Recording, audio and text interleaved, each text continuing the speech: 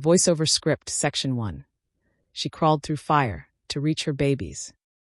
/ emotional hook, first 30 seconds. They said no mother would survive that blaze. The flames were too wild, the smoke too thick. But when the firefighters broke through the crumbling barn doors, they saw something that stopped them cold.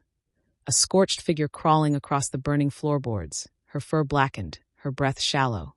Behind her, the faint cries of newborn puppies. She wasn't running for safety.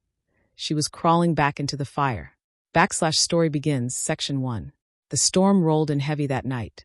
Wind howled across the old farmland, rattling windows and tearing branches from trees.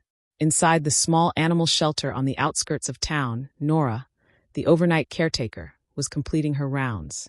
"One last check on the kennels and we're done, sweet girl," she whispered to the small mutt in her arms. It was supposed to be a quiet shift. But when she opened the barn door to the maternity kennel, smoke punched her in the face. She screamed, dropping her flashlight. Flames licked the wooden beams. The fire had started near the back, electrical wiring maybe, and was spreading fast. Nora scrambled back to the main building and hit the alarm. "Fire! We need help. The barn's on fire. There are animals inside." Fire engines screamed down the dark highway. In under 7 minutes, the team arrived. Water blasted through the night air. But not fast enough. Inside the barn, hidden behind a collapsed stack of hay bales, was a mother dog named Rosie. A medium-sized retriever mix, gentle and skittish, rescued just weeks earlier from a roadside ditch. She'd been badly malnourished and days from giving birth when Nora had found her. Rosie had always been quiet, never barked, never begged for attention. But when she gave birth 4 nights ago, something changed. She nuzzled her pups with a mother's love, protective and alert. The staff said she never left their side. And now, as flames surrounded her nest, Rosie didn't run. The first responders found her tracks, tiny paw prints scorched into the soot. She had escaped once. She could have kept going, but she turned around. She must have crawled back in, one firefighter whispered. "But why?" asked another. They followed the trail. Broken boards, burned patches. And then they saw her, Rosie. Her body was low to the ground, one leg limping, part of her fur gone, eyes swollen nearly shut. But her nose twitched. She pushed forward, dragging herself toward the small, whimpering sounds. The pups were still alive, but barely. "We've got to get her out. Now!" shouted Captain Harris. As the crew pushed forward, the roof began to creak. It wouldn't hold long. One firefighter, Jake, dropped to his knees and crawled the last few feet. He reached Rosie just as her head slumped. No, stay with me, girl, you're almost there." He scooped her up, gently, carefully, and motioned for the others to grab the puppies. One by one, they were pulled from the wreckage. Outside, Nora was waiting, tears streaking down her ash-covered face. "She went back in?" She went back in for them." Jake nodded. She didn't care about the fire. All she knew was her babies were still inside. Rosie was rushed to the emergency vet. Burns covered nearly 40% of her body. Her lungs were singed. Her paw pads were blistered raw. And yet, when the vet checked her heartbeat, it was steady. Faint, but steady. Her puppies? All 6 were alive. Weak, crying, but alive. Nora sat by her side in the clinic through the night. She wrapped Rosie's burned limbs in fresh bandages, gently stroked her ears, and whispered softly, "You're the bravest girl I've ever met. You saved them. You saved them all." Rosie didn't respond. Her eyes were closed, her body still. But as dawn broke, her tail, barely visible beneath the gauze, thumped once. The story should have ended there. But it didn't. Just 2 days later, a stranger walked into the clinic. A man in his 50s, eyes red-rimmed, holding a photograph. He had seen the news, seen the photos, and he believed he knew that dog. He stepped closer to Rosie's recovery pen and whispered, "Rosie girl, is that really you?" Rosie stirred, and for the first time since the fire, she opened her eyes. / to be continued in Section 2. Voiceover script, Section 2. She crawled through fire to reach her babies. Rosie's eyes fluttered open, hazy and dim, but they locked onto the man's face like a fading lighthouse spotting home. The man, his name was Thomas, dropped to his knees beside the recovery pen. He didn't reach out right away. He simply whispered, voice cracking, "You remember me, don't you?" Nora watched from a distance, unsure whether she was witnessing a miracle or the reopening of an old wound. Thomas pulled the photograph from his coat pocket. It was a picture of a younger Rosie, standing in a sunlit backyard, surrounded by tulips and the legs of 2 children. "She was mine," he said, turning to Nora, tears streaking through the soot on his cheeks. "We lost her a year ago during a storm. The gate had broken. We searched everywhere. My wife thought she'd been hit by a car." He looked back at Rosie. "But you survived." Rosie's tail gave a single, slow wag. Thomas asked if he could stay with her a while. Nora nodded. The vet confirmed she was stable, but still fighting a dangerous infection. The heat and smoke had done damage no medicine could erase overnight. As he sat beside her, Thomas told stories, softly, like he was speaking to an old friend across a quiet dinner table.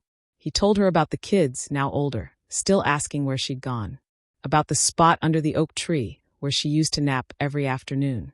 About the chew toy she'd always bury and rebury, just to dig it up again. Rosie didn't move much, but her ears flicked occasionally, her breathing steady. Meanwhile, her puppies were being treated separately. Weak but responsive, each of them fought to feed, guided by bottle and caring hands. Nora tended to them with a mother's tenderness. She had never seen a dog risk so much, survive so much, and still give so selflessly. She whispered to them, "Your mama's a warrior. You're alive because she chose you over everything." Word of Rosie's story began to spread. The local news ran a segment. Then regional stations picked it up. "Mother dog crawls through fire to save her puppies." The headline spread across screens and social media. Comments poured in. Asterisk, "That dog has more courage than most people." Asterisk. Asterisk, "Someone build her a statue." Asterisk. Asterisk, "Please tell me she makes it." Asterisk. Donations flooded the clinic to help with her treatment. Volunteers brought food, supplies, even toys for the puppies. A group of schoolchildren wrote letters addressed to the brave dog Rosie. But despite the growing support, Rosie's condition wavered. On the 4th night, her fever spiked. The vet team worked tirelessly. Nora sat beside her, wiping her forehead, whispering over and over, "You've come this far. Please don't give up now." In the early hours of the morning, something unexpected happened. The puppies, who had been crying and restless, fell silent. Then, one by one, they began to crawl toward the edge of their pen, toward Rosie's scent. The vet made a call. "Let's bring them to her. If she's fading, they deserve that moment."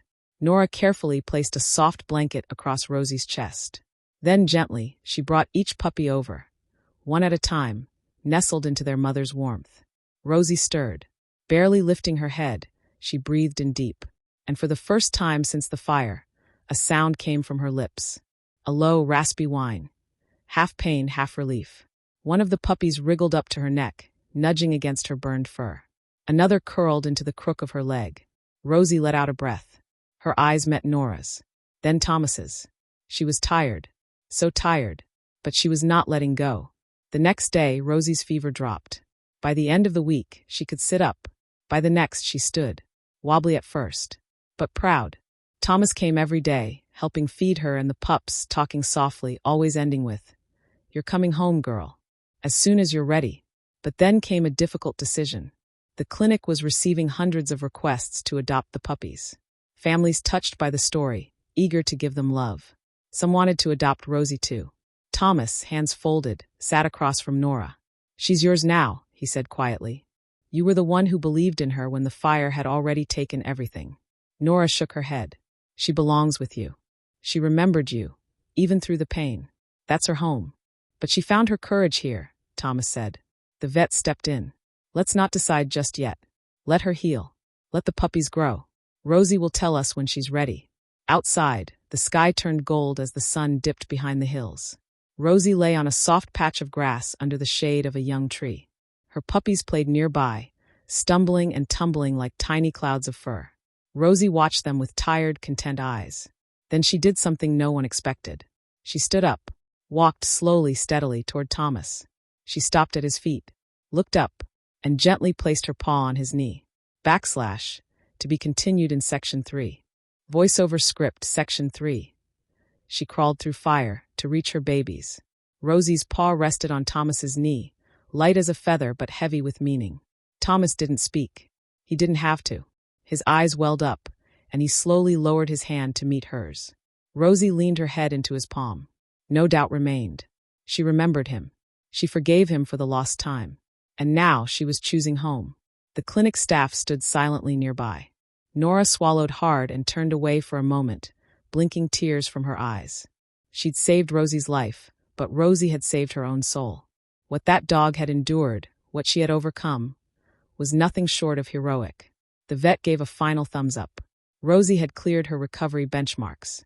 Her burns were healing, her infection was gone, and her strength was returning day by day. A week later, Rosie and her puppies were loaded into a crate lined with soft bedding and toys. Nora stood beside the van, her hand resting on the crate door. "You'll always have a place here," she whispered. "Anytime you want to visit, or even come back." Thomas gently placed a hand on Nora's shoulder. "Thank you. For everything. If it weren't for you, they'd all be gone." Rosie barked once, soft but full of life. And then the doors closed. Her new journey began. Back home, Rosie's old yard had changed. The tulips were taller, the oak tree wider. A new doghouse had been built, painted white with her name stenciled across the front in blue. Her 2 human siblings, now teenagers, greeted her with cautious joy.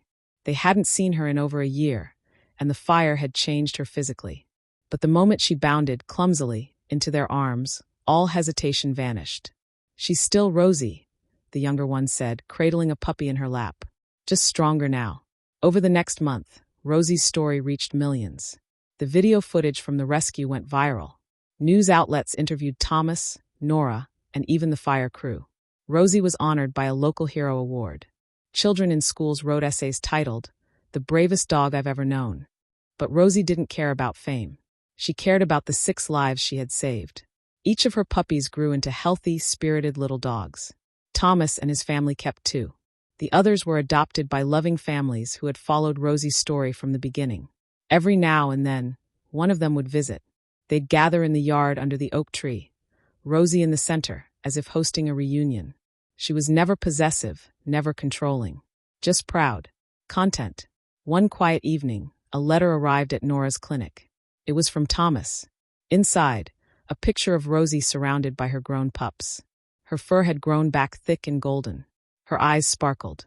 Her tail swished happily mid-wag. The note read, "She's doing beautifully. We think about you every day. Thank you for not giving up on her when the fire tried to take everything. She is whole because of you, and we are whole because of her." Nora smiled, folded the photo carefully, and pinned it on the clinic's bulletin board, right above Rosie's chart. Visitors often stopped to stare at the picture. "She really went through fire for them," someone would ask, and Nora would nod.